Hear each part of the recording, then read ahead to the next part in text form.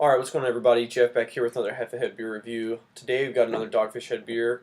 This is their Immort Ale. It's an American strong ale on 11% alcohol by volume. And it says here on the bottle, vast in character, luscious and complex, the smooth, full-bodied ale reveals interwoven notes of maple, vanilla, and oak. So the deal with this one is that the maple comes from maple syrup from the Calagione farm in Massachusetts. Then they also use vanilla beans, and they age it in their big oak vats at their brewery. And they haven't brewed this one since '95. And the release coincides with the maple syrup harvest, which I guess is in the fall. I'm not entirely sure about that. So it's an occasional rarity. It doesn't have an exact. It's not going to be like released at like the exact same date like every year, but just like around the same time period. And I'm pretty sure it's just released once a year. But I was pretty excited to be able to find this one.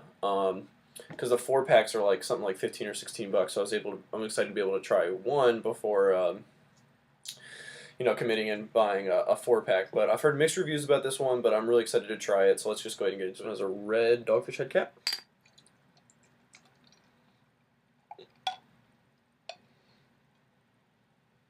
All right, so we got it poured. It is a kind of a ruby colored, light brown maybe.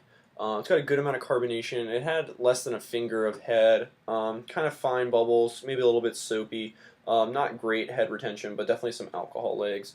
But super clear. Can see almost all the way through it. Maybe a little bit of haze, but definitely don't think I really don't think it's a bottle conditioned beer at all. But it looks pretty interesting. Let's go and give this one a smell. Wow, that smells really, really complex.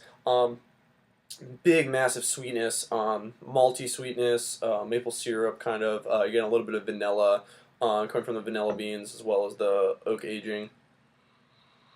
Slight smokiness. They said that they used smoked peat malt or something like that in this beer, but it's definitely coming through. It's not overpowering like in a Rauch beer, but it's definitely there.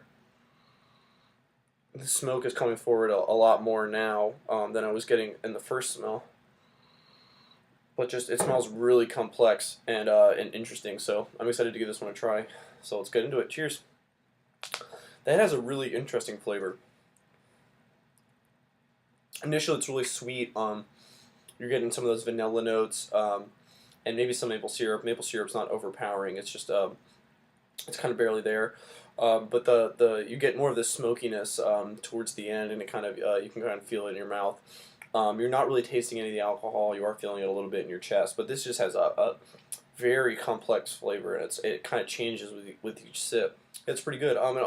It doesn't have that full of a body like I would expect with 11% alcohol and kind of darker and the kind of stuff that they put in this one.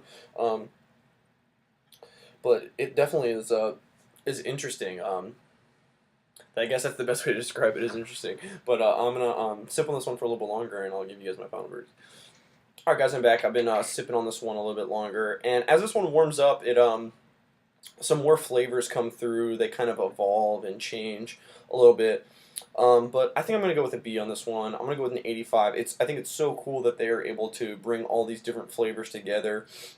But unfortunately, they don't mesh extremely well. They're great flavors, and they're there, but they just don't blend super well, and the smokiness from the peat kind of overpowers the sweetness from the malt and the maple syrup and the vanilla and all that. But overall, it still is a really good beer, and I'll be interested to see how this one kind of changes over time, or how it changes from year to year with different maple syrup harvests and things like that, because I can't imagine that it would be exactly the same beer every year. But this still is, it's another really interesting off-centered ale from Dogfish Head, which is what most people come to expect from them over the years. So I'll be back with another Dogfish Head beer review next time. Don't forget to rate, comment, subscribe, and I'll see you guys in another beer review. Cheers.